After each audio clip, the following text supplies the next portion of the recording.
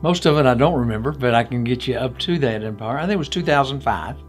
I'd played 18 holes of golf that day. She was setting the table for dinner, and that's the last that I can tell you about that story. That's all that I do remember. I might let her finish it from that point. We were just having dinner, watching TV, and he's kind of a big hitter, and he was making some jokes, and I looked out of the corner of my eye, and he just fell face forward down, and I looked over and I said, "Oh, stop it," because I thought he was being silly again. And then I noticed that his color, he was cyanotic and wasn't breathing. And so I think my nursing career kicked in because I sort of had an out-of-body experience. I just pulled him out and did CPR.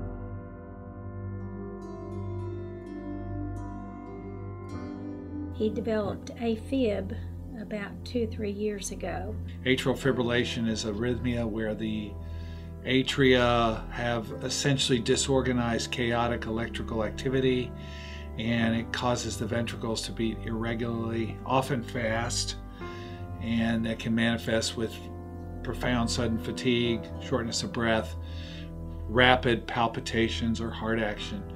And it was significantly changed his quality of life. I was actually in the office at the courthouse, and Dr. Van Deren's office called and said, "How are you?" I said, "I'm doing fine. How are you all?"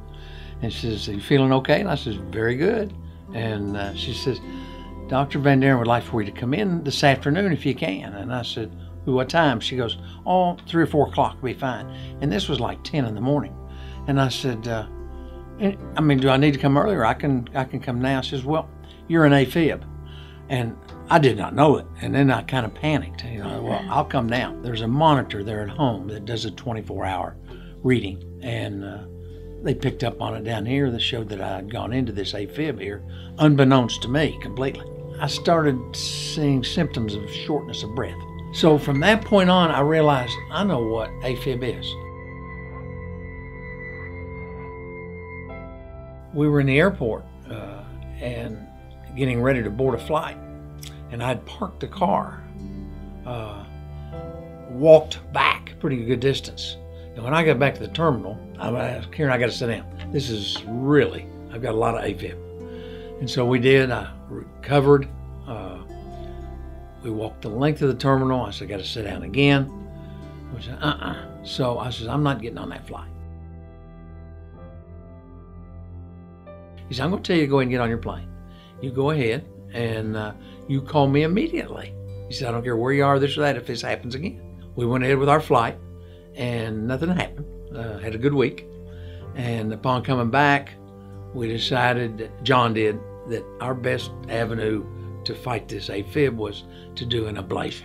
Ablation therapy is an invasive procedure where I go in through the femoral veins in the groins, both sides usually, go up to the atrium, cross the atrial septum into the left atrium where Afib seems to be originate from and perpetuate from. And then we make a map of that chamber, a 3-dimensional map with its exquisite state-of-the-art mapping system we have here at King's Daughters. And once I make this map, we then try to electrically isolate the veins on the back of the left atrium. That procedure has been shown to work better than medications at controlling Afib in people with significant heart dysfunction like Mr. Radjunas, and improving quality of life, decreasing hospitalizations, etc.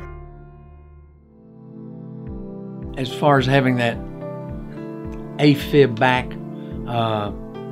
no, I haven't had that severe shortness of breath. He's had remarkable improvement. He can now walk enough to play golf, continues to work, and his quality of life significantly improved after we did that procedure. So for 10 months now, John Van Deren has been a success for Radjunas.